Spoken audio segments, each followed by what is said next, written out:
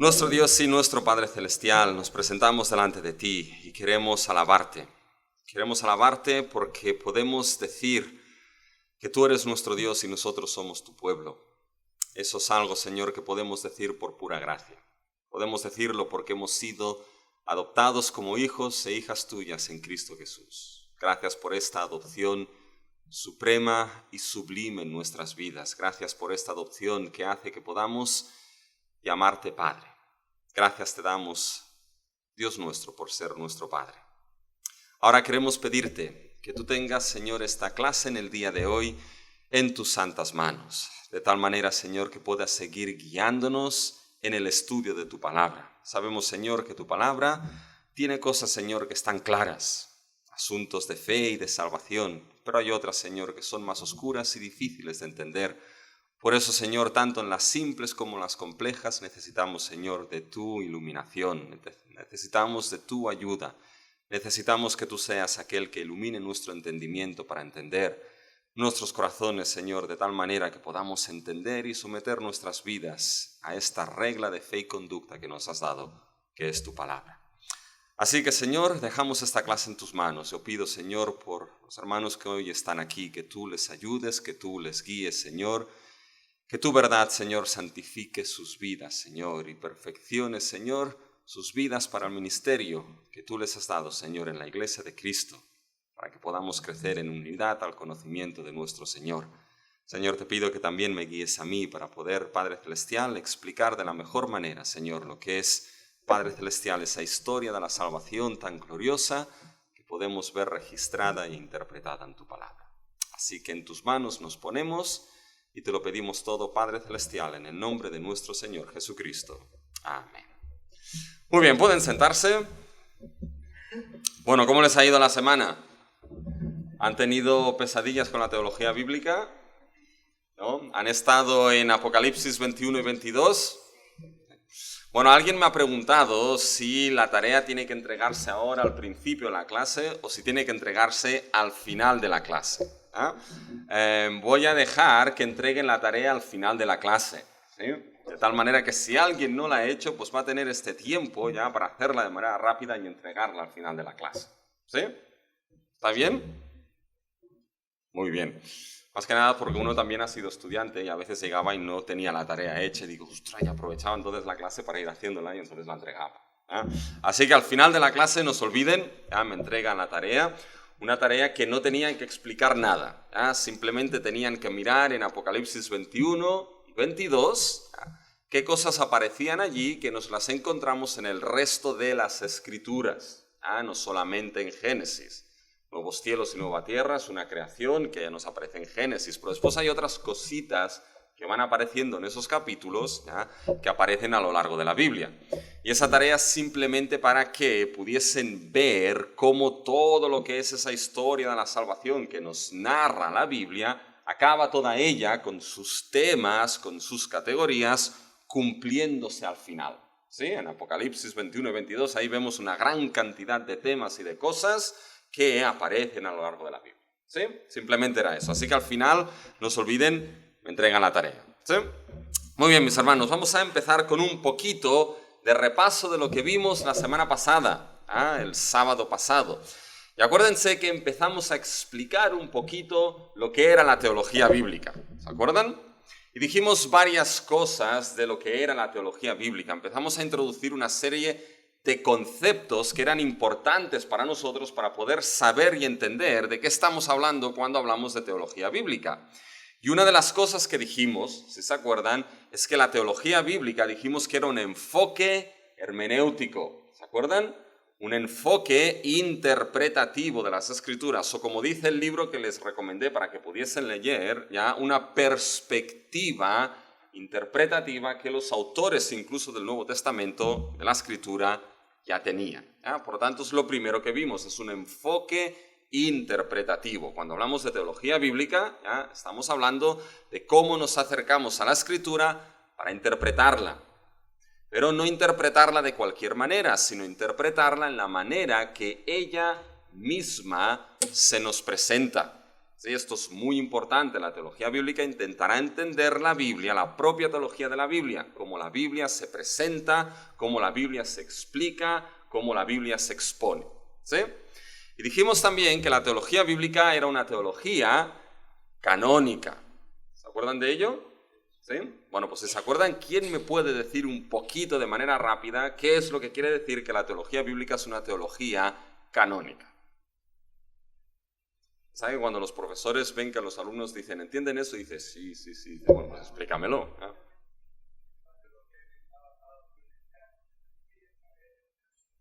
Ok, muy bien. Es una teología que está basada en el canon de las Escrituras. ¿Eh? Es decir, los diferentes libros que componen la Biblia.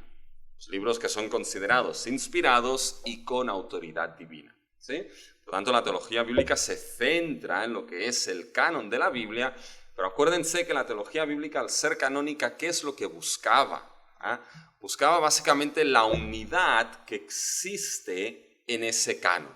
¿Sí? Los diferentes libros que componen el canon, los diferentes textos que componen el canon, el diferente material que nos encontramos en el canon de las Escrituras. La teología bíblica lo que busca es la unidad. ¿Cómo se une ese material? ¿Sí? ¿Se acuerdan de esto? Buscará la unidad. ¿Por qué?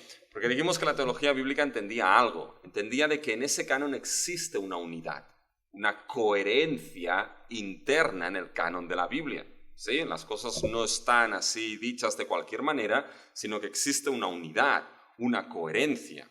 Y por lo tanto, como teología canónica, la teología bíblica entiende de que hay una única historia. ¿Se acuerdan? Historia unida, coherente, de principio a fin de ese canon bíblico. ¿Se acuerdan? Sí, de Génesis, Apocalipsis hay una única historia unificada, coherente, que será el objetivo principal de estudio de la teología bíblica. El objetivo principal de estudio de la teología bíblica será entender cómo se desarrolla, cómo se explica lo que es esa única historia que nos encontramos en el canon bíblico. ¿Sí? ¿Se acuerdan de esto? Por lo tanto, dijimos que la teología bíblica será una teología histórico-redentora. ¿Vale? ¿Por qué? Porque se centrará en estudiar la historia de la redención, la historia de la salvación, o, con una palabra técnica que les enseñé, metanarrativa. ¿Ya? Se centrará en la gran historia de la Biblia. ¿Sí? Lo hará desde diferentes maneras. Por ejemplo, dijimos, puede entender cómo Isaías, ya estudiará Isaías en su contexto, pero cómo Isaías encaja dentro de esta gran historia. ¿Sí? Que perdemos en la historia de la salvación si sacamos a Isaías, que se nos da en la historia de la salvación si consideramos a Isaías. O puede, por ejemplo, estudiar la unidad de esa historia de la salvación a través de temas. Por ejemplo, el tema de la creación, cómo empieza en Génesis y cómo va progresando a través de esa historia hasta llegar a Apocalipsis, donde vemos que en Apocalipsis 21, mis hermanos, por quien ha hecho la tarea, ¿cómo empieza Apocalipsis 21?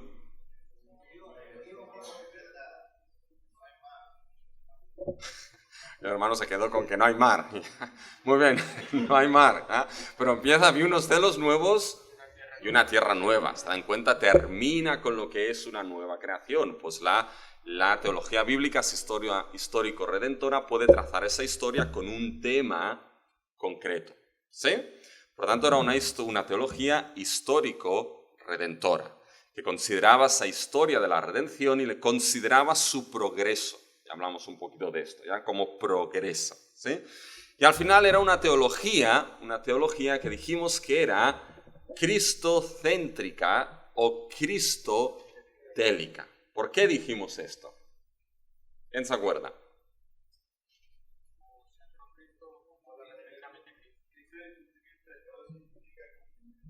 Vale, muy bien.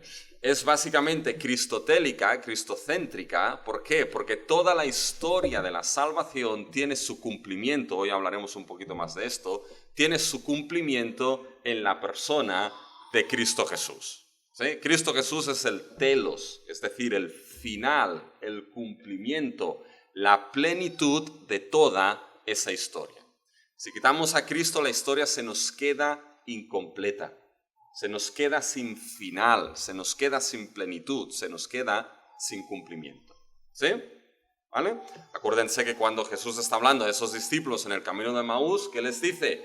Que era necesario que se cumpliese todo lo que está escrito de mí. ¿Dónde? En la ley de Moisés, en los profetas, en los salmos. ¿Ya? Es el primer libro de la última sección de lo que es el canon hebreo. Por lo tanto, Jesús le está diciendo, era necesario que se cumpliese todo lo que la Biblia, esa escritura, dice de mí.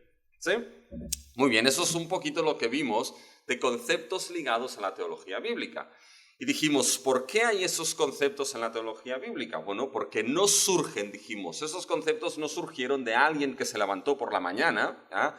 Y se los inventó, sino que son conceptos que surgen directamente de presuposiciones bíblicas. ¿Se acuerdan de esto? Es decir, es la Biblia la que lleva a entender la teología bíblica de esta manera.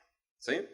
Y una de las cosas que dijimos básicamente es que había dos presuposiciones importantes para esos conceptos de la teología bíblica. Uno, la naturaleza de la Biblia.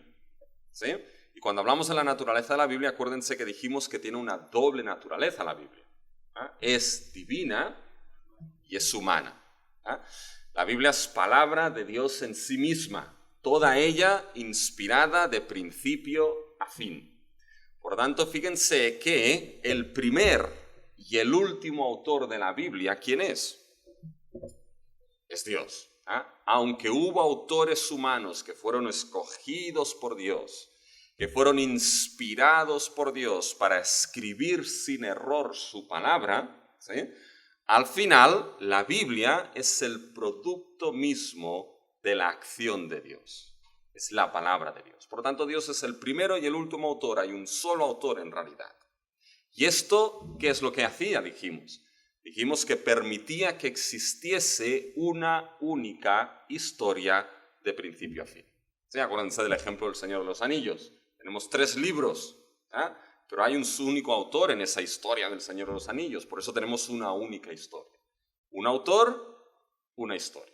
Un autor que es Dios, una única historia que es la metanarrativa. ¿Sí? Y acuérdense que dijimos que estaba después cómo esa revelación, cómo esa palabra nos fue traída. Y nos fue traída en ese patrón, ¿se acuerdan de palabra, hecho, palabra? ¿Se acuerdan de eso? Ya saben que cuando me dicen que sí, se lo voy a preguntar, ¿eh? ¿Qué era ese patrón de palabra, hecho, palabra? ¿Quién me lo puede explicar? ¿Mm? Muy bien, eso es importante. Viene la palabra, Dios dice lo que va a hacer, ¿ya? Tu pueblo estará cautivo, tu descendencia estará cautiva por 400 años, ya en tierra ajena, pero yo entonces también los sacaré, etcétera, etcétera. Dios hace lo que ha anunciado, el hecho histórico, ¿sí? Y eso era muy importante, porque dijimos entonces que la historia es el fundamento donde Dios obra la salvación. Dios obra la salvación con hechos históricos, ¿sí? El Éxodo, llamado de Abraham, ¿ya? Son hechos históricos que son dados a lo largo de la historia y a lo largo del tiempo, ¿sí? Tenemos la línea de la historia, ¿vale? Por lo tanto, son dados en la historia y el tiempo, uno después de otro, ¿sí? Hermana, ¿levantó la mano? Sí, diga.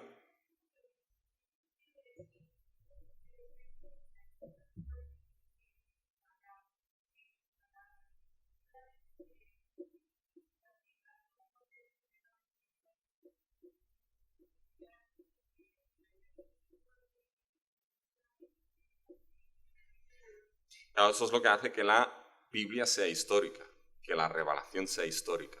Es inseparable, eso es muy importante. Tenemos que Dios anuncia, hay el hecho histórico, que Dios lo desarrolla en la historia y en el tiempo. Muy importante, en la historia y en el tiempo. De manera progresiva, unos hechos van antes que otros y otros hechos van después de otros. Pero después, ¿Dios qué hace? Dios trae su palabra, hecho palabra, para explicarnos ese hecho histórico. ¿Se acuerdan? Nos lo explica, nos lo interpreta. Por lo tanto, la palabra que lo explica y interpreta ese hecho histórico es una palabra histórica que también será progresiva en la historia y el tiempo. ¿Se acuerdan de esto? ¿Sí?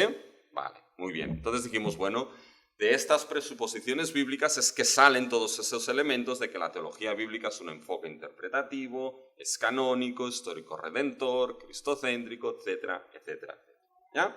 Entonces de ahí pasamos a definir les di algunas definiciones de lo que era teología bíblica. ¿Sí? Que todas ellas se centraban en la revelación de la Escritura, en el progreso de la historia de la salvación, etcétera, etcétera, etcétera.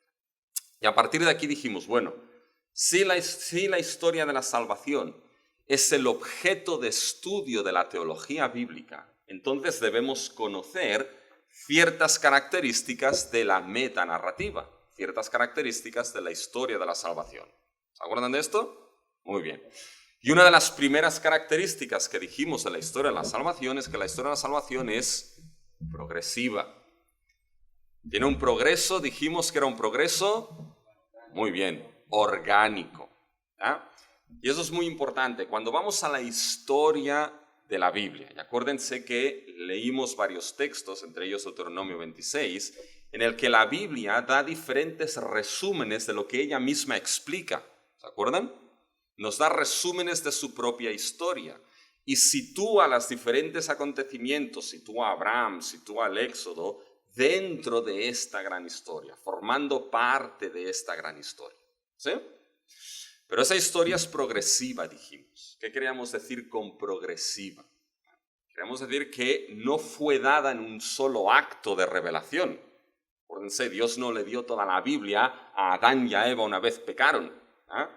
Dios a lo largo de la historia y el tiempo empieza progresivamente a desarrollar su historia de la salvación. ¿Sí? Por lo tanto, ese progreso es un progreso histórico, es un progreso temporal, se da en el tiempo, eso es muy importante. Como les he dicho, habrá cosas que van antes y habrá cosas que van después. La teología bíblica buscará ese orden temporal, ¿ya? Pero será un progreso orgánico, ese progreso orgánico que quería decir, acuérdense del ejemplo de la semilla, ¿ya? De la semilla del manzano o de la semilla del árbol que les guste más. ¿Ya? Uno tiene la semilla y en esa semilla está todo el contenido, pero no tiene pinta de manzano. Uno la planta y con el tiempo esa semilla, ¿qué es lo que le pasa? Crece y empieza a aparecer un pequeño tallo. Poco a poco va creciendo y de un pequeño tallo se empieza a transformar en un árbol y salen las ramas y salen las hojas hasta que al final sale el fruto final, que son las manzanas. ¿Sí? El manzano último nada tiene que ver con la semilla, no se le parecen nada, ¿sí o no? Pero están relacionados. Hay un progreso orgánico. Pues eso es cómo funciona la revelación bíblica, la historia de la salvación. Tiene un progreso orgánico. Empezaremos desde semillas plantadas en Génesis, ¿ya? Y esas semillas poco a poco van a ir creciendo hasta llegar su máximo esplendor y cumplimiento cuando lleguemos al nuevo pacto, Cristo Jesús, y a la entrega del Espíritu. ¿Sí? ¿Vale? Entonces vimos de manera rápida un poquito un resumen de todo ese progreso, ¿ya? Empezando con Génesis, ya explicamos algunas cositas ahí que volveremos a centrarnos en ello, no se preocupen. Pero entonces nos dimos cuenta, ya algo que les expliqué y que simplemente resumo aquí, de que en Génesis estaba el ideal de Dios. ¿Se acuerdan? En Génesis 1 y en Génesis 2 estaba el ideal, que dijimos una palabra, mencionamos una palabra, el ideal, muy bien, escatológico.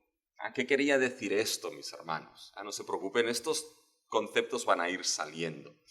Pero el ideal escatológico es que cuando Dios creó los cielos y la tierra, cuando vemos la narración de la creación en Génesis 1 y en Génesis 2, ¿ya? Lo que vemos ahí es el ideal que hubiese tenido que llegar a su máxima expansión y esplendor llevado a cabo por parte del primer Adán. ¿Sí? El primer Adán y Eva hubiesen tenido que llevar el ideal de Dios de la primera creación a los 4 rincones de la creación. ¿Sí? Extender el reino, lo veremos, a los 4 rincones. Extender la gloria a los 4 rincones de la creación. Pero ¿qué es lo que sucedió? Adán y Eva pecaron. Y ese ideal no llegó a cumplirse. ¿Qué es lo que va a hacer Dios? Bueno, va a iniciar esa historia de la redención para restaurar ese ideal escatológico, último que tenía que haber llegado los cielos y la tierra. ¿Sí? ¿Vamos bien hasta aquí? Eso nos da otra característica de la historia de la redención, que no solamente es progresiva y orgánica, sino que la historia de la salvación va a ser escatológica, va a tener una dimensión escatológica. ¿Y qué queríamos decir con esto?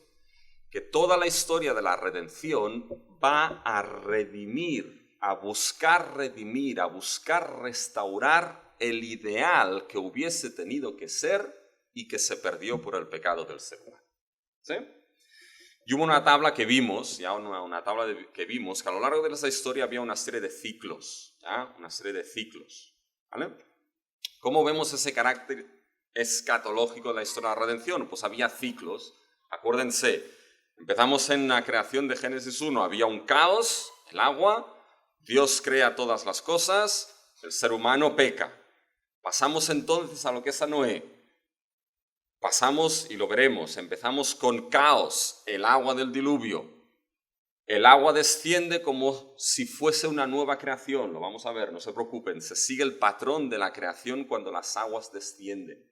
La tierra vuelve a aparecer, los pajaritos vuelven a volar por los aires, ya, etcétera, etcétera. Y entonces Noé y su familia salen con la bendición dada a Adán y Eva, multiplicad y fructificaos, como si fuesen unos nuevos Adanes en una nueva tierra. Pero entonces vuelve a haber una caída. ¿Qué le pasó a Noé? Se emborrachó. Como el primer Adán cayó en un jardín, este nuevo Adán cae en otro jardín al lado de un viñedo. Y vuelve a entrar el caos de la Torre de Babel.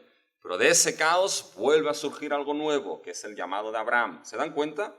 Y el llamado de Abraham va a tener las bendiciones de la creación en forma de promesa. Y poco a poco toda la historia de la redención va a intentar restablecer, restaurar ese primer ideal de Génesis 1 y de Génesis 2. ¿Sí? ¿Me siguen hasta aquí? ¿O ya se han perdido? ¿Los han perdido? ¿Alguien se ha dormido? Muy bien, eso es bueno. ¿Ya? Entonces creo que nos quedamos aquí, mis hermanos. Creo que ya no fuimos a más. ¿Ya? Entonces, algo que debemos seguir viendo. Hay otra manera, ¿ya? Y es aquí donde empezamos, hay otra manera de ver cómo la historia de la salvación busca restaurar y busca redimir ese ideal escatológico de Génesis 1 y de Génesis 2. Hay otra manera de ver esto.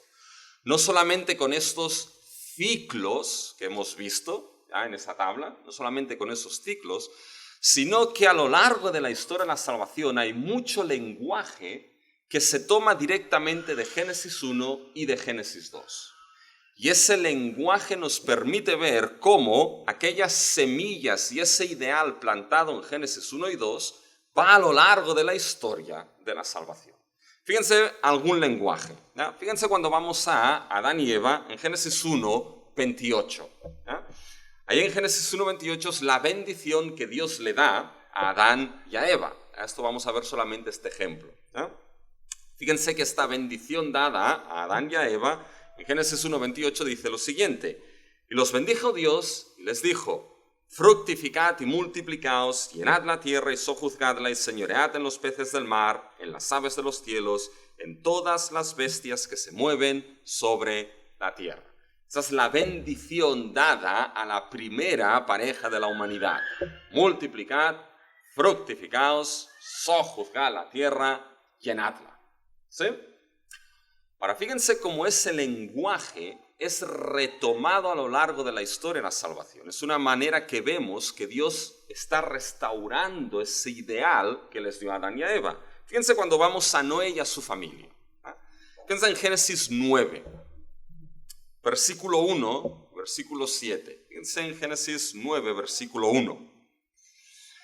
Bendijo Dios a Noé y a sus hijos y les dijo. ¿Cómo los bendice Dios a Noé y a sus hijos? Fíjense lo que les dice Dios: fructificad y multiplicaos y llenad la tierra. Bueno, ¿de dónde viene ese lenguaje? Ese lenguaje viene precisamente de Génesis 1:28. ¿Se dan cuenta?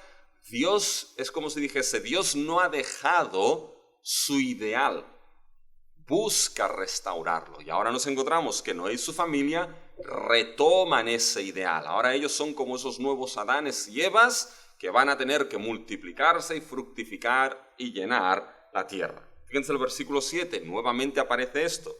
Mas vosotros fructificad y multiplicaos, procread abundantemente en la tierra y multiplicaos en ella.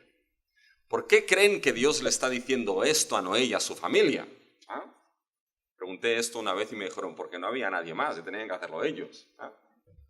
Bueno, sí, pero simplemente esta es la razón, mis hermanos. No simplemente esa es la razón. Dios les dice que hagan esto porque es lo que le dijo a primera Adán y a la primera Eva. Y ahora para que ese ideal llegue a cumplirse, pues nos encontramos otra familia que tiene que hacer exactamente lo mismo. ¿Sí? Fíjense ahora con Abraham y sus hijos. Fíjense cuando vamos a la historia de Abraham. Fíjense en Génesis 17, que ya lo veremos, pero ahí es parte del pacto que Dios establece con Abraham. Fíjense en Génesis 17, versículos 2, 6 y 8. No se preocupen si no toman todas las citas, no se preocupen, se las puedo pasar. Se las puedo pasar, así no van a acabar locos apuntando todas las citas. Pero fíjense en Génesis 17, versículo 2. Y pondré mi pacto entre mí y ti, y te multiplicaré en gran manera. ¿Por qué Dios, la Biblia, utiliza la palabra multiplicar en gran manera, dicho a Abraham? ¿De dónde viene esa idea de multiplicar? ¿Por qué Abraham tenía que multiplicarse por la obra de Dios en una gran familia y en una gran descendencia? Bueno, porque ese fue el ideal de Dios en Génesis 1 y 2. Creó al hombre y a la mujer a imagen y semejanza para crear de ellos una descendencia que se multiplicase, llenase la tierra y estableciese pequeñas imágenes y semejanzas de Dios a lo largo de toda la creación. Ahora nos encontramos que eso pasa a Abraham, no en forma de bendición, lo veremos, sino en forma de promesa. Pero esa promesa no es más que ¿qué? Que restablecer el ideal de multiplicaros en gran manera. Ahora Dios lo hará. Y creará una gran descendencia que será más que nada la restauración de la raza humana que Dios quiso en Génesis 1 y en Génesis 2. Fíjense el versículo 6 de Génesis 17. Y te multiplicaré en gran manera y haré naciones de ti y reyes saldrán de ti. Reyes. Vimos algo de realeza en la imagen cuando se creó al ser humano. Fíjense el versículo 8, y te daré a ti y a tu descendencia después de ti la tierra que moras, toda la tierra de Canaán en heredad perpetua y seré el Dios de ellos. ¿Por qué Dios le da una tierra o le promete una tierra a Abraham y a esa descendencia que multiplicará? ¿Por qué? ¿Dónde lo dijo al principio? Muy bien, porque cuando vamos a Génesis 1 y 2, Dios puso al hombre y a la mujer en el jardín del Edén. Tenían un dominio. Y ese dominio debía extenderse ¿sobre qué? Sobre toda la creación. Sojuzgad y gobernad toda la tierra. Ese va a ser vuestro dominio, vuestra tierra prometida. Bueno, ahora esto lo vemos dándole Dios a Abraham la promesa de una tierra donde no solamente morarán con la presencia de Dios, sino que gobernarán básicamente lo que es esa tierra. ¿Se dan cuenta? Hay un autor que se llama Stephen Dempster que utiliza dos conceptos, el concepto de dinastía y el concepto de dominio. Dice, bueno, en Génesis 1 y 2, Dios creó una dinastía a imagen y semejanza. Y a esta dinastía le dio un dominio, que era toda la creación. Y esto sigue a lo largo de la Escritura. Con Abraham le promete una gran dinastía, multiplicar una gran descendencia. Y le promete un dominio, una tierra prometida. ¿Se dan cuenta? Esas categorías siguen a lo largo de toda la historia. ¿Qué es en Génesis 22? Y hay más textos, ¿ya? Pero este es el único que veremos. Tengo aquí, después si quieren, no sé cómo hacerlo, pero tengo aquí los textos escritos, no sé si... Te lo mando, ¿sí? Vale, perfecto. Fíjense en Génesis 22, ¿ya? Que es un texto que también veremos, que es cuando Dios cierra el pacto con Abraham en juramento. ¿Ya? Génesis 22, 17 y 18. De cierto te bendeciré. Escuchen el lenguaje, ¿ya? Escuchen el lenguaje. Acuérdense de que hablamos de que en ese progreso en la historia de la redención hay una intertextualidad. ¿Se acuerdan de esto? ¿Ah? Hay textos que se relacionan. Es como esa aguja con el hilo que nos cose la historia de la salvación. Pues hay textos que nos lo cosen. ¿Ya? Fíjense en Génesis 22, 17 y 18. De cierto te bendeciré y multiplicaré tu descendencia como las estrellas del cielo y como la arena que está en la orilla del mar. Tu descendencia poseerá las puertas de sus enemigos. En tu simiente serán benditas todas las naciones de la tierra por cuanto obedeciste a mi voz. Fíjense el lenguaje.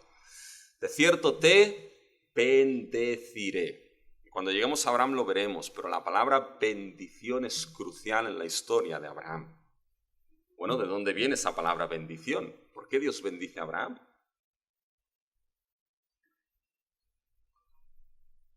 Lo bendice, ¿saben por qué? Porque esa palabra, mis hermanos, viene ya de Génesis 1. Les bendijo y dijo, multiplicad y fructificaos. Le dijo a Noé, les bendijo, multiplicad y fructificaos. Ahora va Abraham y una palabra clave es te bendeciré. ¿De qué manera lo bendecirá? Con una gran nación lo multiplicará, multiplicad y fructificaos, ¿ya? Te daré una tierra que poseerás las puertas de tus enemigos. Ese lenguaje de poseer las puertas de los enemigos es un lenguaje, mis hermanos, de gobierno, de gobernar, de señorear, de sojuzgar a los enemigos. Bueno, ¿de dónde viene ese lenguaje de señorear, de gobernar? De lo que la humanidad tenía que hacer en el principio, señoread y sojuzgad toda la creación. ¿Se dan cuenta? Ese lenguaje nos muestra de qué es lo que está haciendo Dios a lo largo de la historia de la salvación. Lo que está haciendo Dios, mis hermanos, es restaurar, redimir lo que el ser humano perdió por su rebelión y desobediencia a Dios. Y Dios hubiese podido pasar página, pero no pasó página. Estableció la historia de la salvación para redimir y restaurar ese ideal perdido. Fíjense, ese lenguaje lo vemos también en Israel. Fíjense cuando vamos a Israel.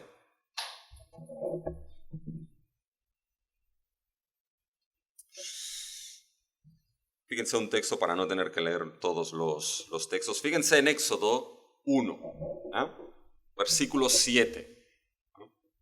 Que fue algo que al faraón de aquel tiempo se le pusieron los pelos de punta. Vio esto, pero fíjense en Éxodo 1, versículo 7. Y me dirán por qué se describe así a Israel. ¿Por qué se describe así? Fíjense. Y los hijos de Israel fructificaron y se multiplicaron y fueron aumentados y fortalecidos en extremo y se llenó de ellos la tierra. Bueno, ¿se llenó de ellos la tierra, mis hermanos? Estaban en Egipto, no se llenó de ellos toda la tierra. Pero fíjense el lenguaje que aparece. Fructificaron y se multiplicaron y fueron aumentados y fortalecidos en extremo y se llenó de ellos la tierra. ¿Qué lenguaje está utilizando aquí Éxodo 1:7? Lo mismo que le dio a Abraham en forma de promesa, lo mismo que le dio a Noé en forma de bendición, lo mismo que le dijo a Adán y a Eva en forma de bendición en Génesis. Por tanto, fíjense, ¿qué es lo que nos encontramos aquí en Israel? Que ese ideal de humanidad en Génesis 1 que se perdió, ahora Dios empieza a restaurarlo ¿en quién? No en un individuo, sino en una nación. ¿Se dan cuenta? Que va a ser Israel. Que no va a ser más que la descendencia que Dios le prometió a Abraham. Que no va a ser más que la promesa de la bendición que se estableció para la humanidad en la creación. ¿Se dan cuenta, mis hermanos?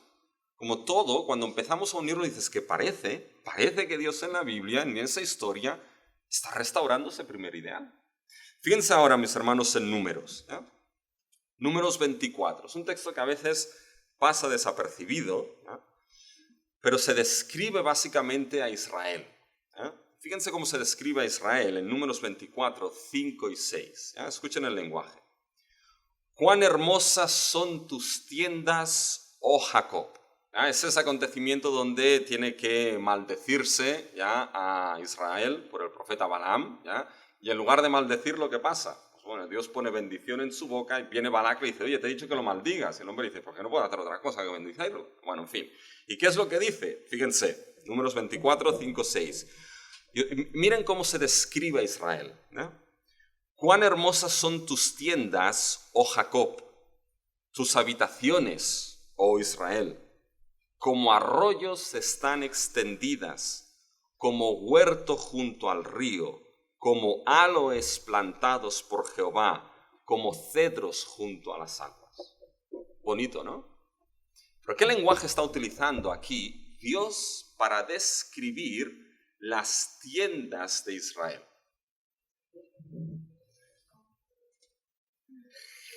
Génesis, naturaleza. ¿Alguien ha dicho Edén? Edén. Fíjense que está describiendo a Israel con sus tiendas, con sus moradas, ¿como qué? Como árboles que están plantados junto al río, en un huerto. Los está describiendo con imágenes de jardín, con imágenes edénicas. ¿Por qué creen que Dios lo describe así, mis hermanos, a Israel? Es básicamente como si Dios dijese, bueno, ahora esa nación que se ha multiplicado, fructificado y engrandecido, ahora es como si fuesen plantados en un huerto y un jardín junto al río. Eso es lo que significará la tierra que fluye leche y miel, mis hermanos. Saben, yo estuve en Israel y mucha leche y mucha miel no fluía en esa tierra. Uno pasaba por el desierto de Judea y veía ahí a las ovejas comer. Y yo me preguntaba, ¿qué comen esas ovejas? Digo, si solo hay piedra y arena. ¿Dónde está la leche y la miel de esa tierra? Bueno, es una imagen de una tierra que abundará en abundancia. Eso es lo que significa Edén, abundancia. Ahora fíjense que aquí se describe básicamente a Israel, esa nación multiplicará y fructificará como plantados, ¿qué? En un jardín. Huertos, aloes, árboles. Bueno, ¿qué imagen nos da esto, mis hermanos? La misma imagen de aquel que estuvo llamado a multiplicar y fructificarse y fue plantado en un jardín para que lo labrara y lo guardase. ¿Se dan cuenta? Esta es la imagen que tenemos en Israel. Por tanto, ¿qué es lo que vemos, mis hermanos, en la historia de la salvación? Una y otra vez, con esos textos nos damos cuenta de que Dios, a lo largo de su historia, está haciendo ¿qué? Mis hermanos, está restaurando el ideal último que el ser humano perdió. Y eso saben que es precioso. Eso es una gran esperanza, mis hermanos, para nosotros. Porque Dios no pasó página de esa historia. Dios hubiese podido decir, ¿sabéis qué? Pecó Adán y Eva y aquí acaban todas las cosas. Y me vuelvo yo a la eternidad misma, en la perfecta comunión que tengo, Padre, Hijo y Espíritu Santo. Y nada más necesitaba Dios. Pero no pasó página. Lo que Él decretó eternamente, Él lo cumple. Y fíjense que la historia de la salvación, mis hermanos, es escatológica porque busca una y otra vez restaurar ese ideal. ¿Sí? Muy bien. ¿Ven ese carácter escatológico, mis hermanos, de la historia de la salvación? Y eso es algo que cuando uno se acerca a la historia de la salvación, se acerca a la metanarrativa, tiene que tener presente, mis hermanos. Es un trasfondo que cuando ustedes llegan a interpretar la historia de la salvación, los textos que hay en el canon bíblico, tienen que tener esos conceptos grandes en su mente. ¿Ya? De cómo encaja el texto, yo qué sé, cómo encaja el texto de Judá y Tamar. ¿Ya? Judá y Tamar. ¿Ya? Judá básicamente confundió a Tamar con una prostituta y se acerca a ella. ¿Cómo encaja esto dentro de esa historia? ¿Cómo encaja en ese programa que Dios está realizando de restaurar precisamente todas las cosas, mis hermanos? Por tanto, eso deben tenerlo en mente, ese carácter escatológico. Ahora bien, todo este progreso, todo este carácter escatológico, mis hermanos, que restaura el ideal de la primera creación, llega todo él a un punto. Llega todo él a un punto. Y llega precisamente a algo que ya explicamos, que ahora abundaremos un poquito más en ello, que es precisamente la persona de nuestro Señor Jesucristo y el nuevo pacto. ¿Sí? Dime. No. No, porque si no nos desviamos del tema. ¿Ya? Si no nos desviamos del tema. Quizá con el café algo podría explicar. ¿Ya? Porque es que si no nos desviamos del tema. Pero simplemente para no dejarte... ¿O te dejo así? ¿Cómo te dejo? A ver. Porque es que es una buena lección dejarte así. ¿Por qué? Porque fíjense, mis hermanos, que esa historia de la salvación que es escatológica, que restaura el ideal de la primera creación, mis hermanos, si no llegamos a Cristo, nos quedamos así. Nos quedamos con, pero no llega a cumplirse esto. ¿Eh? Y eso es muy importante, mis hermanos. Esa historia de la salvación va a encontrar ese cumplimiento de ese ideal escatológico en la persona de nuestro Señor Jesucristo. Por eso Cristo es esencial, mis hermanos, porque sin Él no se llega a ese cumplimiento. Sin Él no hay restauración del ideal. Sin Él no hay plenitud de ese ideal. Por eso la historia es cristotélica en ese sentido. ¿Y qué estamos diciendo? Bueno, esto es algo que ya lo vimos, pero fíjense, Cristo y el Evangelio, esto es algo que en la historia de la salvación no pueden olvidar. Cristo y el Evangelio ocupa el lugar central en la historia de la redención. Es el lugar central, es el corazón que late en esa historia, es el cumplimiento de toda esa historia. Evidentemente, al ser progresiva, si estamos en el Antiguo Testamento, estaremos mirando hacia dónde. Estaremos mirando hacia adelante en esa historia a la persona de Cristo, el nuevo pacto, la cruz, la resurrección. Si estamos en ese progreso en el nuevo pacto, el Nuevo Testamento, estaremos mirando hacia atrás, en algunos casos en la historia, la redención. Ya se ha cumplido en Cristo su obra, su muerte, su resurrección y esperamos su venida. ¿Sí? Por lo tanto, fíjense, mis hermanos, que toda la Escritura presentará un enfoque cristotélico. Eso lo dijimos, ¿sí? Un enfoque cristotélico. Y esto hace, mis hermanos, que todos y cada uno de los diferentes temas, textos, materiales, todos ellos de una manera u otra, nos van a hablar de Cristo. Van a encontrar su cumplimiento en Cristo Jesús.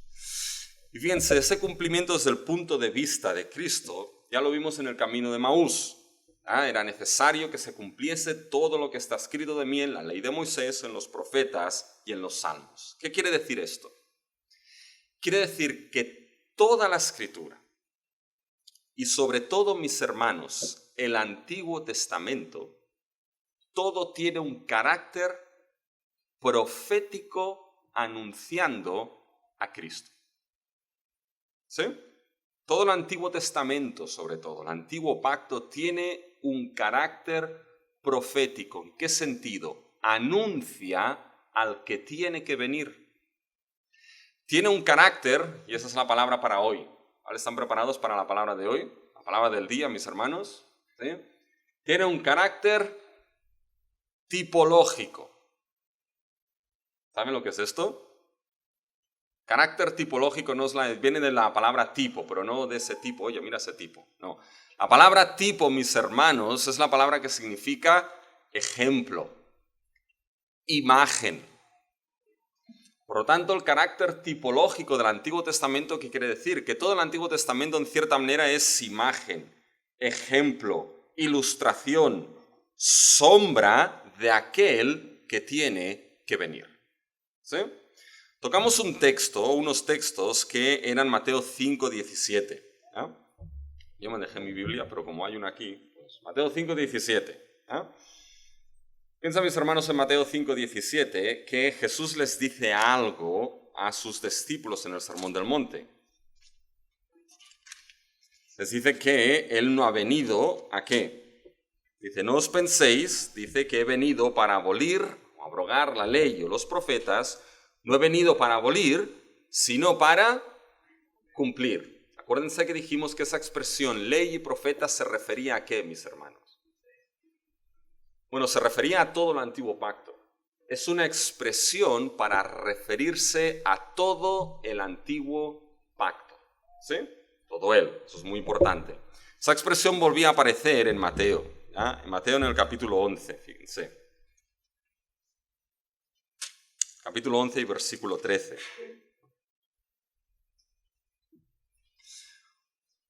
Donde leímos, porque todos los profetas y la ley profetizaron hasta Juan. Profetas y la ley. Y otra vez, básicamente, esa imagen de ¿qué? Esa imagen de todo el antiguo pacto. Aquí nos está diciendo, todo el antiguo pacto profetizó, anunció hasta Juan el Bautista. Después de que llega Juan el Bautista, ¿quién llega? Viene Cristo. Todo el antiguo pacto ya no anuncia, ya no profetiza en términos de anunciar. Todo el antiguo pacto pasa en formato de cumplimiento. ¿Se dan cuenta?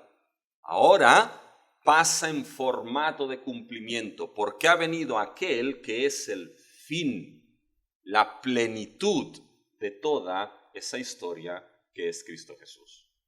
¿Me siguen? Por tanto, Cristo, mis hermanos, es la clave, la llave hermenéutica para interpretar la historia de la salvación.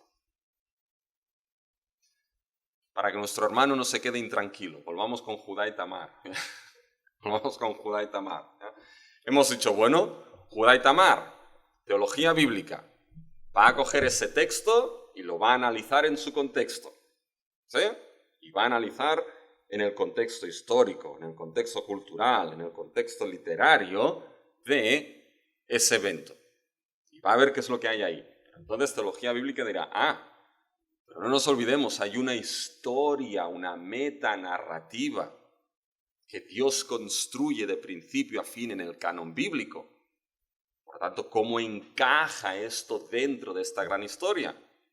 Bueno, recuerdo que hubo un pastor que vino a explicarme, o a explicarnos, de que esa historia es escatológica, es decir, intenta restablecer el ideal de la primera creación. Y vemos que ese ideal se restauró, por ejemplo, o empieza a restaurarse en forma de promesa dada a Abraham. ¿Promesa de qué? De simiente y de nación. Muy bien, llegamos ahora a la historia de Tamar. Y nos encontramos allá Judá. Y nos damos cuenta de que en ese momento de Génesis, ahí hay muchos hijos. ¿Muchos hijos de quién? ¿De quién era hijo Judá? Muy bien, encontramos cuántos hijos tuvo Jacob. Unos cuantos tuvo. Pero básicamente nos encontramos los hijos que formarán ¿qué? Formarán el inicio de esa gran simiente prometida a Abraham. Por tanto, algo tiene que ver por ahí esto. Y nos damos cuenta que en ese acontecimiento de Judá y Tamar, nos damos cuenta de que Judá, hombre, muy bueno ese hombre no era. ¿No? ¿Por qué qué? Porque bueno, se da cuenta de que tenía unos cuantos hijos, ¿y qué pasó con esos hijos? Murieron. ¿Por qué murieron? Bueno, básicamente murieron porque unos dicen, bueno, es que había una especie de viuda negra que, oye, ahí se iban muriendo, cuando se casaban se morían, y entonces le dice, bueno, oye, dame a tu hijo menor, ¿ya? Y Judá le dice, sí, cuando crezca yo te lo voy a dar. Sí. Y cuando estaba en la mente de Judá, dice, anda, que te lo voy a dar, si me va a morir también, ¿ya? Entonces no se lo da. Entonces Tamar, básicamente, ¿qué es lo que hace? Pues monta básicamente ahí su plan, y se hace pasar por prostituta, ¿ya? Y entonces Judá se acerca a ella y ella queda en cierta manera embarazada, ¿sí? Y entonces le dice, bueno, ya te pagaré. No, dame tu báculo, dame tu báculo, que esto es suficiente ya en ese sentido. Entonces, bueno, cuando se descubre que Tamar está embarazada, ¿ya? ¿Qué es lo que hace Judá? ¿Qué le dice Judá? Dice, se pone las manos en la cabeza, ¿ya? Se rasca las vestiduras y dice, bueno, esta tiene que quemársela, quemársela, ya, ¿por qué? ¿Qué mal ha sido? Menudo hipócrita ahí Judá, ¿no? Digo, ¿qué mal ha sido? Ya, y entonces va Tamar y dice, espera, que el hijo que tengo aquí es el que me ha dado el báculo, ¿ya? Ya, ahí Judá dice, bueno, ahí sí que me han pillado, ¿ya? Ese es el báculo, ¿ya? En ese sentido. Pero hay algo que está funcionando ahí detrás, mis hermanos. Y lo que está funcionando ahí detrás es lo que se llama la ley del levirato, ¿ya? O el pariente redentor. Esto lo vemos también sobre todo mucho en el libro de Ruth, ¿ya? Que sé que aquí lo han visto y porque se ha predicado el libro de Ruth, ¿ya? Que es el pariente redentor. Bueno, que era que aquel pariente más cercano podía redimir, entre otras muchas cosas, redimir la descendencia ya de un hermano que hubiese muerto, etcétera, etcétera. Y el primero que naciese se contaría como el pariente que había muerto, ¿ya? Es el pariente redentor. Pues bueno, aquí nos encontramos, mis hermanos, que dentro de esos hijos, Benjamín, Leví, Judá, es el que sustenta la línea no solamente de realeza, como veremos en Génesis 49, sino la línea de ¿qué? La línea de redención. Tamar es redimida por esa ley del pariente redentor por aquel que es Judá. Génesis 49, no se apartará el cetro de Judá. Bueno, tienes redención en Judá, tienes cetro en Judá. Esos son hilos que quedan sueltos a menos que lleguemos a Cristo. Porque cuando llegamos a Cristo, mis hermanos, nos encontramos aquel que viene de la tribu de Judá, el cual es nuestro pariente redentor, que redime básicamente a una raza humana caída. ¿Se dan cuenta, mis hermanos? Como en ese sentido dice, bueno, así encajan las cosas. Cuando llegas a ese texto de Judá y Tamar, puedes quedarte en decir, entiéndanme, ¿vale? En decir, pues mis hermanos, no es santo irse con prostitutas. Es una infidelidad, es incorrecto, es pecado. Y es cierto. Pero puedes quedarte ahí o puedes llegar a lo que es la plenitud de ese texto en Cristo Jesús. Y acabar mostrando cómo ese Judá nos habla de uno que es nuestro pariente redentor último, que es nuestro Señor Jesucristo. ¿Se dan cuenta, mis hermanos? Por tanto, esto es la idea, ¿más tranquilo? Esto es muy rápido, esto es muy rápido. Hay más, ¿ya? Pero fíjense, mis hermanos, que esta es la idea de entender de que Cristo es el cumplimiento de toda esa historia. Y ahora debemos entender que Cristo es el cumplimiento de esa historia, ¿ya?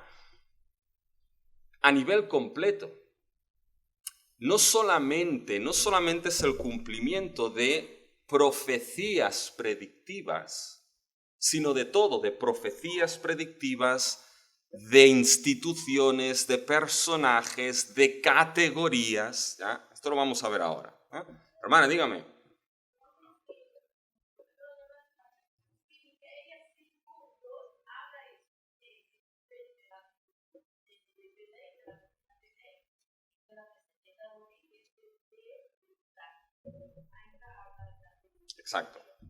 Exacto, y esto es lo que les estoy diciendo. Cuando llegamos a la plenitud del cumplimiento en Cristo Jesús, ¿ya?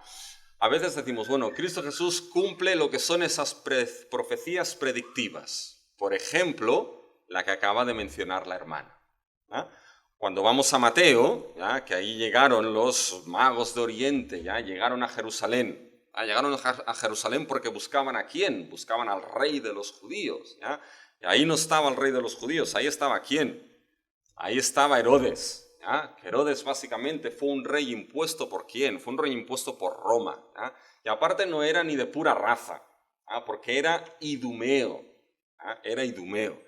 Así que no era puramente judío, era idumeo, no era ni chicha ni limoná ese hombre, ¿ya? Pero había sido puesto ahí por los romanos para que las cosas estuviesen tranquilas. Evidentemente llegan los magos de Oriente buscando al rey de los judíos y se le pusieron los pelos de punta a Herodes y después a toda Jerusalén, ¿ya? Y entonces Herodes, ¿qué es lo que hace? ¿Ah? Dice, bueno, ¿dónde tiene que nacer quién?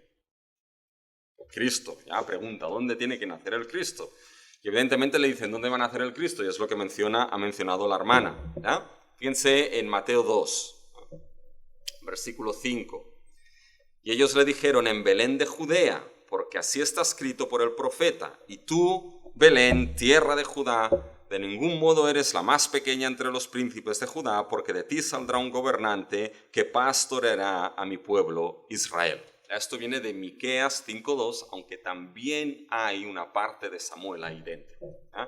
Pero fíjense que eso es un cumplimiento básicamente predictivo. Miqueas, ¿dónde va a nacer básicamente el Cristo? En Belén. ¿Dónde nace el Cristo? En Belén. Pero el cumplimiento de Jesús de toda la historia de la salvación es mucho más que esto, mis hermanos. Cumple categorías. ¿En qué sentido? Categorías, por ejemplo, fíjense que en ese repaso de la historia de la salvación, acuérdense que vimos que el ser humano creado a imagen y semejanza implicaba hijo, rey y sacerdote. ¿Se acuerdan? Eso lo volveremos a ver, no se preocupen. Dice, ay, es que no me acuerdo. Tranquilos, lo volveremos a ver. Bueno, Cristo cumple esto. Él es el hijo por excelencia.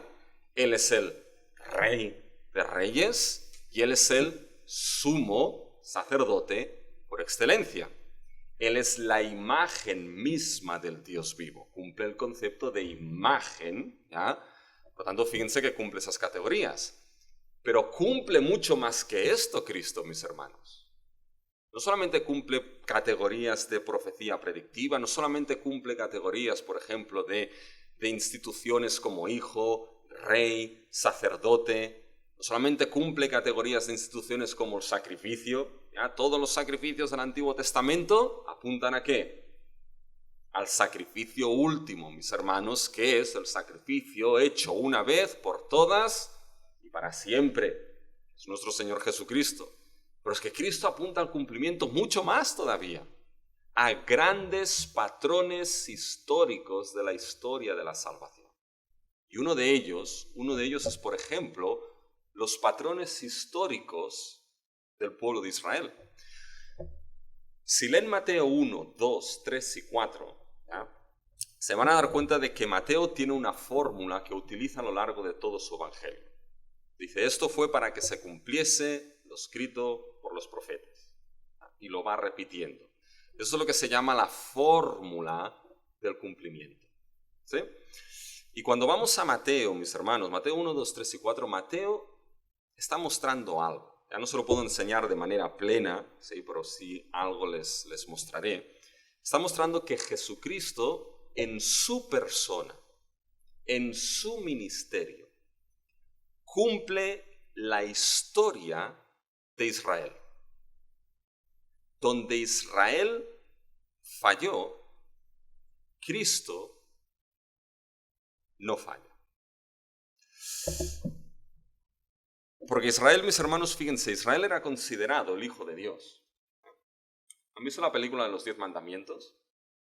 La antigua, la buena, la que te sientas y hasta 4 horas no te levantas, Esa, la buena, del Charlton Heston. Bueno, cuando el Charlton Heston, mis hermanos, se acerca básicamente a Faraón, dice, Dios ha dicho que dejes ir a... que dejes ir a mi pueblo. Bueno, ¿fue esto exactamente lo que Dios dijo, mis hermanos? ¿Fue esto exactamente lo que Dios dijo? Fíjense en Éxodo 4, 22.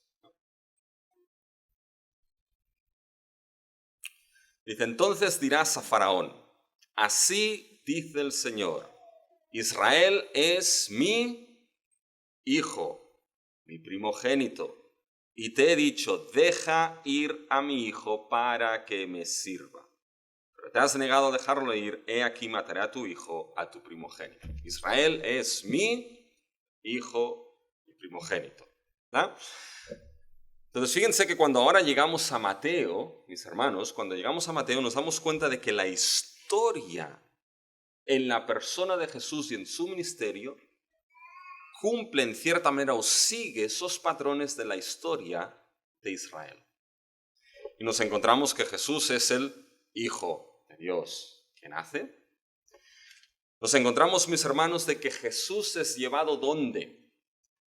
Cuando se da cuenta Herodes de que los magos le han hecho el escape por ahí, se han ido por otro lado.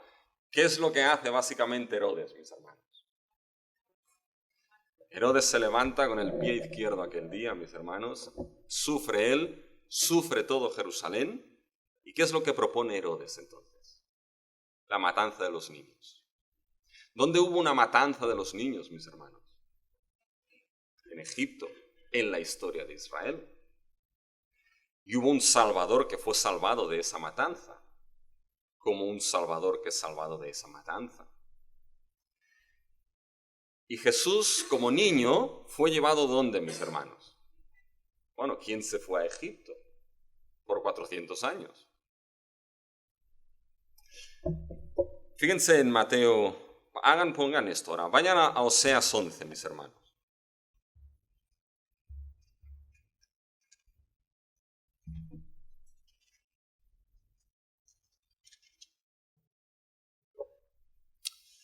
Fíjense Oseas 11, simplemente esto es para que vean, esto es la tipología, esa sombra, ese ejemplo, esa ilustración que acaba cumpliéndose en Cristo. Es para enseñarles de que el cumplimiento en Cristo no solamente es ¿dónde nacerá? Belén, vale, nace en Belén.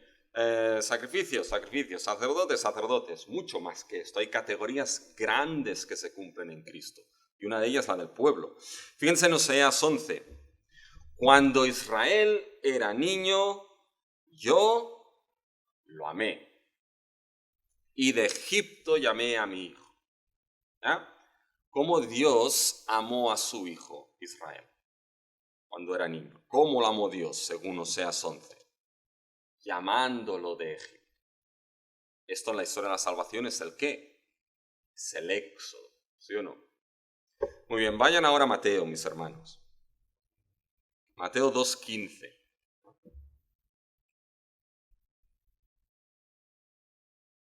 Bueno, 14 y 15. Y él, levantándose, se refiere a José, tomó de noche al niño y a su madre y se trasladó a Egipto. Y estuvo allá hasta la muerte de Herodes, fíjense ahora la fórmula del cumplimiento que les he dicho, para que se cumpliera lo que el Señor habló por medio del profeta, diciendo, de Egipto llamé a mi hijo. Ay, Mateo se olvida algo aquí. Mateo se olvida de algo. ¿Saben de qué se olvida? En Oseas, porque eso es un texto de Oseas. En Oseas Dios ha dicho, cuando Israel era niño le amé y de Egipto llamé a mi hijo. ¿De qué se ha olvidado Mateo? Se ha olvidado de mencionar de que ese hijo que llamó de Egipto es Israel. Mateo se despertó y dice, Mateo, no te estudiaste bien Oseas aquí. Te olvidaste de Israel. ¿Es eso lo que pasó? Gracias. No, no es eso lo que pasó, mis hermanos. Lo que Mateo está interpretando la historia de Israel cumplida en Cristo. El hijo que ahora es llamado no es Israel. El hijo que ahora es llamado es el que cumple ese concepto perfecto de hijo, que es Cristo. Y es llamado de Egipto como el hijo que era Israel fue llamado en un éxodo de salvación. ¿Y qué es lo que está diciendo aquí Mateo? Ahora el hijo que es llamado de Egipto es Cristo para iniciar un nuevo éxodo de salvación. Lo que Mateo está diciendo aquí es que ahora el éxodo final para salvar al pueblo viene en aquel que es su último hijo, la persona de nuestro Señor Jesucristo. ¿Se dan cuenta? Todo el concepto de pueblo, hijo, éxodo, salvación, todo ello colapsa ¿en quién, mis hermanos? En Cristo. Y podemos entonces llegar a entender lo que Oseas estaba diciendo cuando llegamos aquí y decimos, bueno, al final, ese éxodo del pueblo, ese exilio termina cuando Cristo viene a salvar. ¿Se dan cuenta? Por lo tanto, esa es la idea, mis hermanos, de que Cristo es el cumplimiento de toda esa historia. Y claro, para poder llegar a Cristo uno tiene que saber cómo llegar en esa historia. Porque no se puede llegar de cualquier manera. ¿Ya? No tenemos, mis hermanos, que ser o llegar a Cristo de manera ilegítima. Hay muchas maneras. Una es el libro ese que tienen que haberse leído, si se lo han leído, ¿ya? Nos muestra que una de las maneras para llegar a Cristo son con la profecía. ¿Dónde nacerá? En Belén. ¡Pum! En Belén nace. Temas centrales: hijo, rey, sacerdote, ¿ya? Éxodo, nuevo Éxodo, temas que recorren la Escritura que se cumplen en Cristo. Pero después llegamos también ahí mediante lo que se llama la tipología, ¿ya? Que es lo que hemos visto precisamente aquí, ¿ya? Con el tema de Jesús, llamado de Egipto, etcétera, etcétera. Ahora, fíjense, mis hermanos, si nos da tiempo, yo creo que sí que nos dará tiempo, ¿ya? Si nos da tiempo, si las fuerzas me lo permiten y sus mentes tienen la suficiente glucosa, mis hermanos, a final de este curso, ¿sí? Si llegamos a tiempo, voy a explicar una clase solamente de lo que es la tipología, para que entonces sepan cómo usar la tipología para llegar a ese cumplimiento legítimo en Cristo Jesús, ¿sí? Pero veremos esto cómo va. Si llegamos a tiempo, lo haremos. Si no, ya veremos lo que hacemos, ¿ya? En cierta manera, ¿vale? Pero fíjense, lo único que quiero que capten aquí, mis hermanos, es que Cristo es el cumplimiento mayor, básicamente, de toda esa historia, ¿ya? No solamente de ciertas cositas, sino de toda la ley y de todos los profetas. Y esa es la manera, mis hermanos, como los autores del Nuevo Testamento, mis hermanos, entendieron todo lo que es esa historia. Así es como ellos la entendieron, mis hermanos. Los autores no tanto del Antiguo, porque los autores del Antiguo miraban hacia, ¿eh? Pero los autores del Nuevo Testamento ya ven cumplido básicamente esto en Cristo Jesús, ¿eh? Por tanto, los autores del Nuevo Testamento entendían que toda esta progresión orgánica del Antiguo al Nuevo Testamento, toda esta progresión tiene su plenitud última en Cristo Jesús.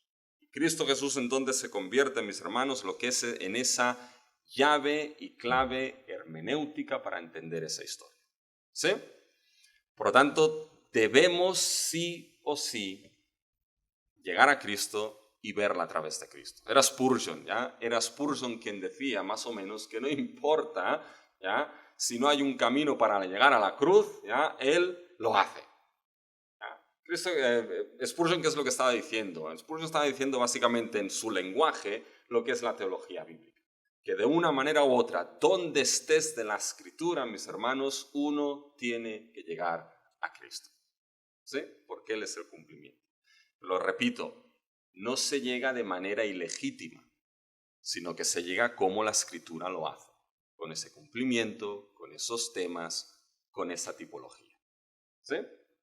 Por eso explicaremos, intentaré llegar, se lo prometo, a esa tipología ya para que tengan un poquito más de idea.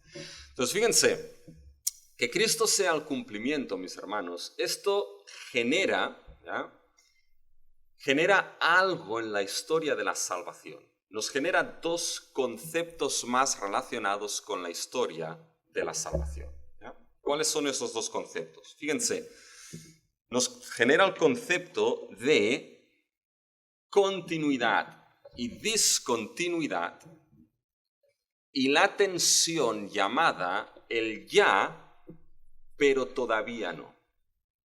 Ahora dirán, madre mía, esto sí que se ha puesto serio, ¿eh? Fíjense, estamos hablando de esas características de la historia de la salvación. Y hemos dicho que es progresiva y orgánica, ¿sí? Hemos dicho que es escatológica, restaurar el ideal de la primera creación. Hemos dicho que es cristotélica, Cristo es el que cumple ese ideal, ¿vale? Y eso es muy importante, mis hermanos. Hemos visto esos ciclos de restauración, ¿sí o no? De escatología. No debemos entender estos ciclos de la siguiente manera. No debemos entender de que, bueno, Adán falló. Noé cumple un poquito más esto. Israel cumple un poquito más esto. Hasta que el que lo cumple de manera última es Cristo. No va así el asunto, ¿eh? Adán falló. Noé falló. Israel falló. David falló. Ninguno de ellos cumple nada ahí. Dios va añadiendo más revelación progresiva, pero ninguno de ellos cumple nada. Todos nos dejan, como el hermano con Judá y Tamar, con la boca abierta. No hemos llegado todavía. Hasta que llega Cristo. Él sí lo cumple. Esa es la idea. Pero no lo cumple de cualquier manera, mis hermanos. Lo cumple de manera inaugurada. veremos. ¿Ya? Pero fíjense, el hecho, mis hermanos, de que en esa historia, del Antiguo al Nuevo Testamento, ¿ya? Haya una única historia, el hecho de que Cristo sea el cumplimiento, mis hermanos, es lo que permite que exista continuidad entre el Antiguo y Nuevo Testamento. ¿Vale? Por lo tanto, la historia de la salvación no solamente, mis hermanos, es progresiva, escatológica, sino que en ella hay una continuidad y una discontinuidad. ¿Vale? Esto es algo que mis hermanos deben tener presente en la historia de la salvación. Hay continuidad y hay discontinuidad. Fíjense, que Cristo sea el cumplimiento de esa historia, mis hermanos, es lo que permite que exista continuidad con los diferentes temas y categorías que nos encontramos en la historia de la salvación. Jesús es el cumplimiento último del plan que Dios tiene. El plan que Dios decretó, mis hermanos, es unir todas las cosas en nuestro Señor Jesucristo. Fíjense que esto aparece sobre todo en Efesios. ¿Ya? Vayan a Efesios, capítulo 1. La carta que estudiarán después de este curso, si no me equivoco. Fíjense en Efesios, vayan a Efesios, capítulo 1. Fíjense que ahí Pablo nos va a hablar de ese misterio que nos ha sido dado a conocer, básicamente por parte de Dios. Y en el versículo 9 dice lo siguiente, Pablo. Nos dio a conocer el misterio de su voluntad, según el beneplácito que se propuso en él, con miras a una buena administración en el cumplimiento de los tiempos, es decir, de reunir todas las cosas en Cristo, tanto las que están en los cielos como las que están en la tierra. Fíjense, ¿cuál es el misterio que Dios nos ha dado a conocer? De que en la dispensación de los tiempos, como dice esta versión, en la administración de los tiempos, Dios ha propuesto ¿qué? Reunir todas las cosas en Cristo Jesús, las que están en el cielo como las que están en la tierra. Por lo tanto, Cristo es el fin último de la historia como la conocemos. Cristo es el fin en el cual Dios Padre se ha propuesto de reunir todas las cosas. Por lo tanto, esto es esencial para la historia de la salvación, porque el hecho de que Cristo sea ese cumplimiento de esa historia, mis hermanos, es lo que permite que haya continuidad en la historia. Es lo que permite que nos encontremos sacrificios en el Antiguo Testamento para perdón de pecados, pero eso continúa en el Nuevo Testamento con el sacrificio de Cristo para perdón de pecados. ¿Se dan cuenta? Si no estuviese Cristo, ¿cómo sigue entonces esa continuidad? No podría seguir. Que Cristo sea el cumplimiento permite la continuidad de la idea, por ejemplo, de ser hechos a imagen y semejanza de Dios. Ser hechos a imagen y semejanza implicaba gobernar, sojuzgar, multiplicad, fructificaos. Esto sigue a lo largo del Antiguo Testamento, pero llegamos al Nuevo Testamento y nos encontramos que Cristo es ¿quién? La imagen y semejanza de Dios. El Hijo, el Rey, el Sacerdote.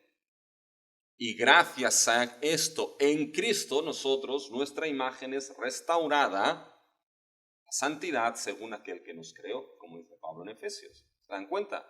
Que Cristo sea el cumplimiento permite la continuación de esas categorías.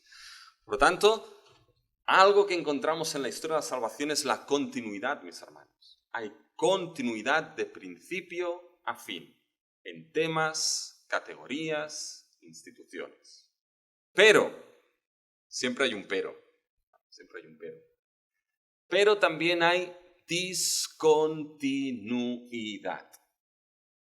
La historia de la salvación, mis hermanos, tiene continuidad. Cristo permite esa continuidad. ¿Por qué Abraham fue justificado por medio de la fe? En Génesis 15:6. Abraham creyó y le fue contado por justicia. ¿Por qué, mis hermanos, fue justificado por medio de la fe? Y no por medio de las obras. Muy bien, porque creyó básicamente en Dios que le daría simiente. Abraham creyó y le fue contado por justicia. Bueno, ¿por qué nosotros somos justificados por medio de la fe, mis hermanos? Muy bien. Pero hemos creído que hay gente que cree muchas cosas, ¿eh? Y cosas muy raras, mis hermanos. Y ninguno de ellos justificado, ¿eh?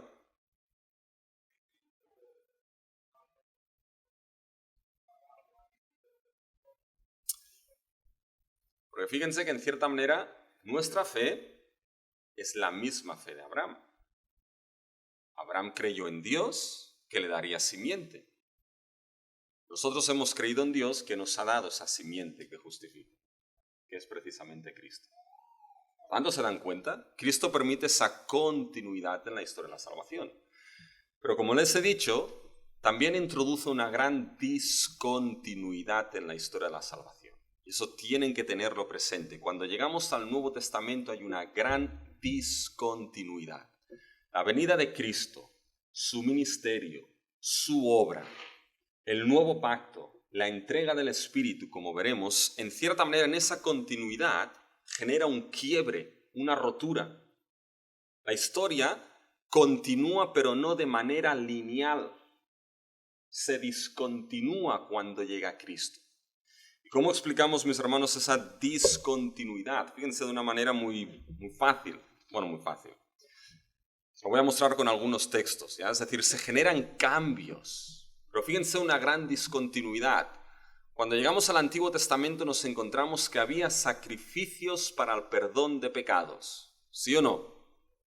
¿Cuántos sacrificios había para el perdón de pecados? Multitud de sacrificios, mis hermanos. Multitud de sacrificios.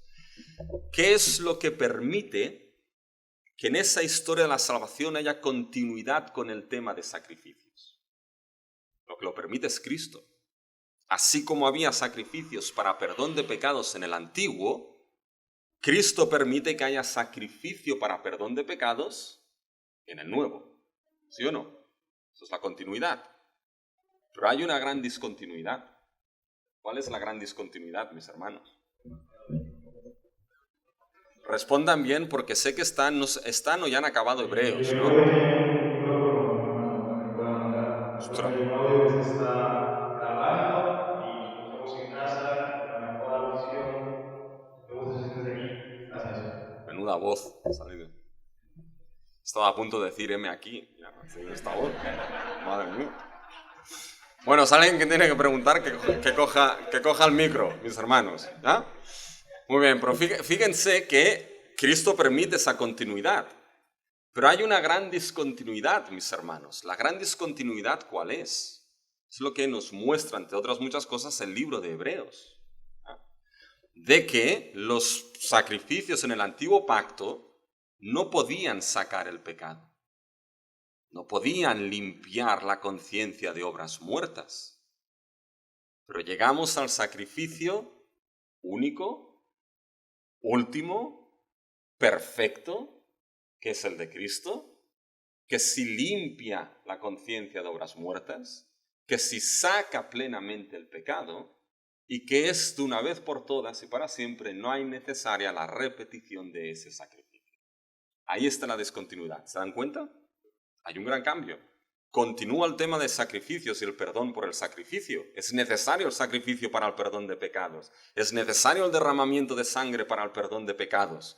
La discontinuidad es que nosotros tenemos el último y definitivo sacrificio, que es Cristo Jesús. Eso no estaba en el antiguo, sí está en el nuevo. ¿Sí? Fíjense otro ejemplo de esa continuidad y discontinuidad. ¿Vale? Les menciono ejemplos para que vean cómo funciona esto en la historia de la salvación. Y ese ejemplo es tomando lo que es Juan, capítulos 2, 3 y 4. ¿No? Fíjense, cuando vamos a Juan, capítulos 2, 3 y 4,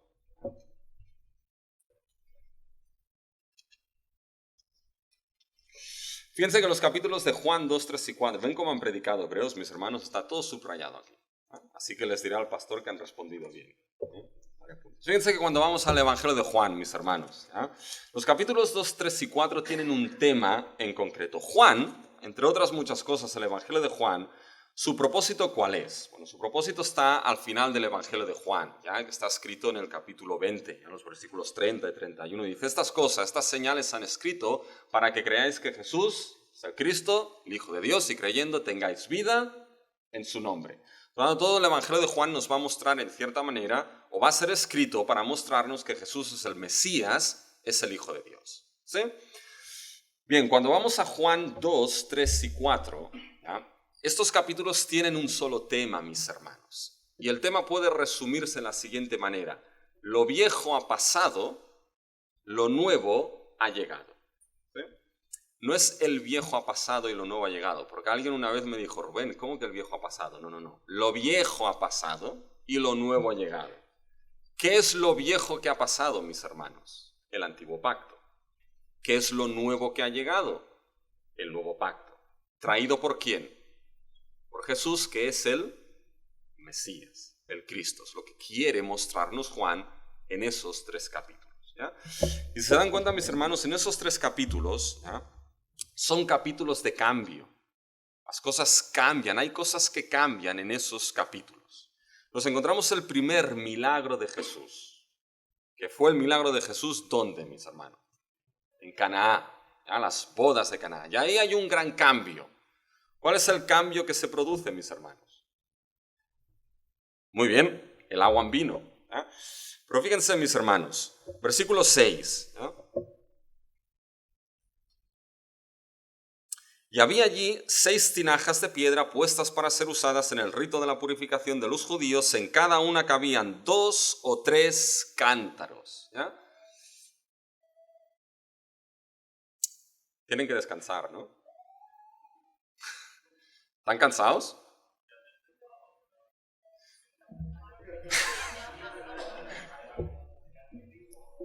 Ya ha empezado, ya no hay marcha atrás, ¿no? Bueno, déjenme que explique esto y entonces descansamos, ¿ya? Después seguimos, ¿ya? Fíjense que hay 6 tinajas ahí, 6 tinajas, que son las tinajas destinadas para el agua ¿de qué? De la purificación de los judíos, cuando utilizaban sobre todo para los ritos, cuando iban a comer, etcétera, etcétera, etcétera, ¿ya? El contexto son un contexto de boda. Las bodas son importantes, mis hermanos. Son importantes porque cuando vamos al Antiguo Testamento, los profetas describían lo que es la venida de la era mesiánica con una imagen de boda, donde el vino fluiría. ¿Sí? Por eso muchas de las parábolas que nos anuncian lo que es la venida del reino tienen contexto de ¿qué? Contexto de boda. ¿Sí? Y acabamos al final de la historia con las bodas ¿de quién? Con las bodas del Cordero. Cuenta, hay un tema también ahí que une toda esta escritura. Bueno, el contexto son unas bodas, ¿ya? Antiguo Testamento, los profetas lo veían como, o describían la era mesiánica con una boda donde fluiría la justicia, el vino, etcétera, etcétera. Y aquí hay esas tinajas de la purificación de los judíos, ¿ya? Que es una representación también para todo lo que es los ritos de purificación, sobre todo las leyes del antiguo pacto, etcétera, etcétera, etcétera. ¿Sí?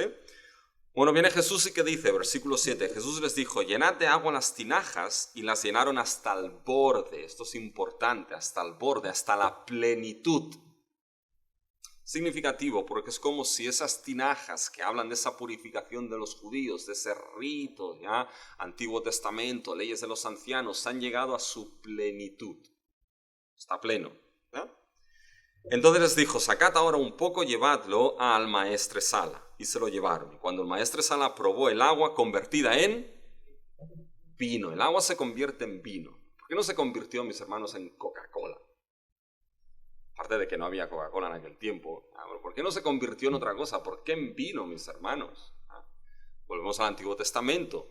Los profetas vieron la era mesiánica como unas bodas donde el vino fluiría. Y viene aquí Jesús y produce un milagro que es un cambio. El agua de la purificación de ese rito antiguo llega a su plenitud, a su borde. Y lo que ahora surge de ese agua, ¿qué es? Es vino. ¿Se dan cuenta del cambio?